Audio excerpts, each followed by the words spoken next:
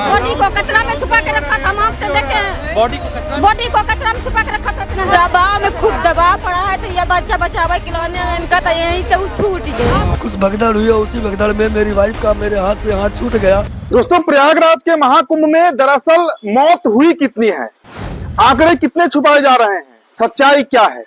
आंकड़े तो इतने बड़े हैं दोस्तों कि यूपी सरकार कटघरे में खड़ी हो सकती है। फिलहाल अभी भी कटघरे में खड़ी है, लेकिन जो आंकड़ा 30 बताया जा रहा है ये न के बराबर है। समझिए, इससे बहुत बड़ा, इससे कई गुना अधिक आंकड़ा है। और बजाते दैनिक भास्कर ने वो रिपोर्ट साझा की है, वो तस्वीर आपको हम दिखाएंगे, खबर भी बताएंगे दोस्तों। इसके अलावा डिंपल यादव पर केस दर्ज किया गया है। दरअसल एक रैली कर रही थी और उस रैली में भीड़ बहुत अधिक जुट गई और इस कारण उन पर केस हो गया है। प्रशासन ने उन पर केस किया है। अब इस पर कई तरह के सवाल उठ रहे हैं, सवाल उठने भी चाहिए, कुछ सवाल हमारे भी रहेंगे। सवाल ये उठता है कि एक रैली की भीड़ में, इसमें कोई घटना नहीं घटी, कोई दुर्घटना नहीं घटी, डिंपल यादव पर केस हो जाती है और इतना बड़ा स्टैंपेड हो गया प्रयागराज के महाकुंभ में, प्रशासन पर एफआईआर क्यों नहीं हुआ, सरकार पर एफआईआर क्यों नहीं हुआ? इस रिपोर्ट पर भी दोस्तों हम चर्चा करेंगे। इसके अलावा दोस्तों, दिल्ली से देखिए बड़ी खबर है, आम आदमी पार्टी के 8 विधायकों ने अपना इस्तीफा पार्टी को सौंप दिया है। पार्टी उन्होंने छोड़ दिया है। इसके पीछे का कारण क्या है और क्यों इस्तीफा दिया जा रहा है और इससे क्या चुनाव पर प्रभाव पड़ेगा, इस पर भी दोस्तों हम चर्चा करेंगे। मोदी जी, आपको याद होगा, नमामि गंगे प्रोजेक्ट लेकर आए थे, गंगा मैया ने बुलाया था उनको, कितने बड़े बड़े वादे किए गए थे। अब कुछ ऐसा ही वादा दोस्तों वो दिल्ली में कर रहे हैं, फिर रिवर फ्रंट बनाने की बात कर रहे हैं, लंबी लंबी डिंग हाकी जा रही है। तो इसकी सच्चाई क्या है और कितना सफल होगा, इस पर भी दोस्तों हम चर्चा करेंगे। इसके अलावा आपको राजस्थान के शिक्षा मंत्री की काबिलियत हम दिखाएंगे, कितने काबिल शिक्षा मंत्री हैं राजस्थान में। देखिए, बीजेपी की गवर्नमेंट है, वहां पर बीजेपी की सरकार है और शिक्षा मंत्री की काबिलियत देखकर आप सर पीट लीजिएगा। तो आप सभी का स्वागत करते हैं द लाइव टीवी में। मेरा नाम उदित तारन है। द लाइव टीवी, सच सबसे आगे। दोस्तों, पहली खबर देखिए, प्रयागराज में कितनी मौतें हुई है, ये आंकड़े आपको चौंकाएगा। देखिए, समाजवादी पार्टी के मीडिया सेल ने शेयर किया है कि मीडिया के मुताबिक महाकुंभ हादसे में तकरीबन 1500 लोग लापता हैं। मौतों के असली आंकड़े अभी तक सरकार ने जारी ही नहीं किया है। 30 मौतों का जो आंकड़ा भाजपा योगी सरकार ने जारी किया है वो झूठा है। मृतकों की लाशें और सूची जारी नहीं की जा रही है। मृतकों की लाशों को उनको परिजनों को वापस नहीं दिया जा रहा है। प्रशासन गुपचुप तौर पर उन लाशों को ठिकाने लगा देने के फिराक में है। तो ये बहुत बड़ा आरोप है दोस्तों। हमने आपको कल कई रिपोर्ट दिखाई कि जब मीडिया वाले वो जो है टीवी 9 भारतवर्ष के चौबे जी जब पहुंचे थे तो कैसे उनके साथ बदसलूकी की गई। हालांकि उन्होंने भी मुंह तोड़ जवाब दिया इसका, लेकिन खबर यह है कि मौतें हुई कितनी, क्या 1500 तक भी आंकड़ा रुक जाएगा? गनीमत है अगर रुक जाए तो, क्योंकि कई ऐसी लाशें हैं दोस्तों जो रेत के तले दब गई हैं, जिनका कोई नामो निशान नहीं है। शायद जब कुंभ खत्म हो, महीने 2 महीने 6 महीने बाद कुछ कंकाल निकलेंगे। देखिए, बहुत खराब मैं बातें कर रहा हूं, लेकिन ये सच्चाई है, क्योंकि प्रयागराज में जो घटना घटी है वो कोई छोटी घटना नहीं थी। तो देखिए, दैनिक भास्कर ने भी लिखा है महाकुंभ के ग्राउंड रिपोर्ट में कि पता नहीं बहन जिंदा है या नहीं। महाकुंभ भगदड़ के बाद 1500 लोग लापता, बिलखते हुए कोई बेटी तो कोई मां को ढूंढ रहा है। और दोस्तों, आप तस्वीर भी देखिए, ये क्या लग रहा है क्या आपको कि ये इंसान है? मतलब जानवरों से बदतर स्थिति में ये लोग कुंभ में पड़े हुए हैं, जिसको जहां मन, क्योंकि कोई सुविधा ही नहीं दी गई, तो सड़क पर, सड़क किनारे, जंगल में, झाड़ में, कहीं भी लोग जो है वो अपना रैन बसेरा लगा रहे हैं और कीड़े मकोड़े की तरह जीने को विवश हैं।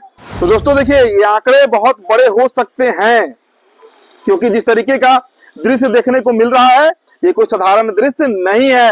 सच्चाई छुपाई जा रही है। अगली खबर देखिए दोस्तों, डिंपल यादव, उन पर एफआईआर दर्ज किया गया। खबर पहले देखिए आप, खबर है डिंपल यादव के ऊपर एफआईआर हो गई है।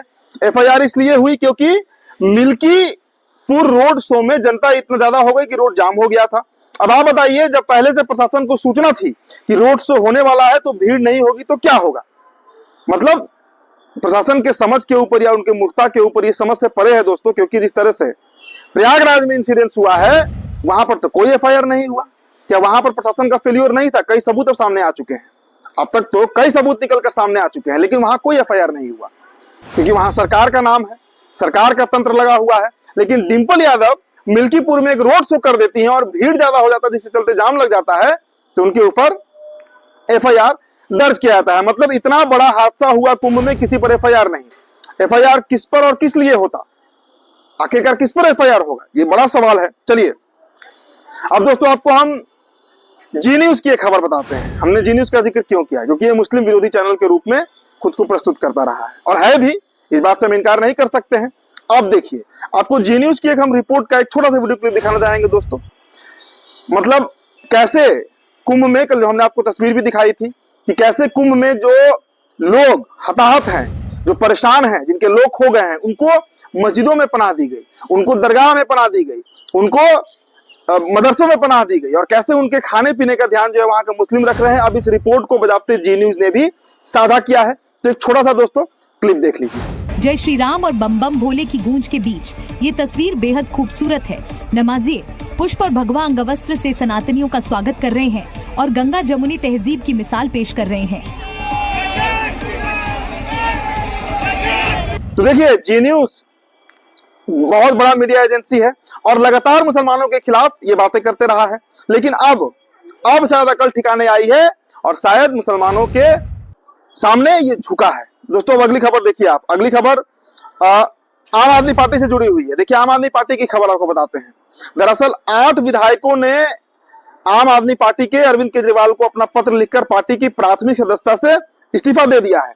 स्पीकर को पत्र लिखकर विधानसभा की सदस्यता भी छोड़ दी है। मतलब सीधे तरीके से समझिए कि ये वही लोग हैं जिन्हें आम आदमी पार्टी ने टिकट नहीं दिया था। और आप सूची देख सकते हैं जितने भी लोग हैं जिन्होंने इस्तीफा दिया है। भूपेंद्र सिंह जून का एक पत्र आपको दिख रहा होगा। तो जितने भी लोग हैं जिन्होंने इस्तीफा दिया है वे सभी लोग, देखिए रोहित कुमार ने भी इस्तीफा दिया है। तो करीब 8 लोग हैं जिन्होंने अपना इस्तीफा, नरेश यादव जो है उन्होंने भी अपना इस्तीफा दिया है, जो मेरौली से विधायक हैं, एडवोकेट भी रहे हैं।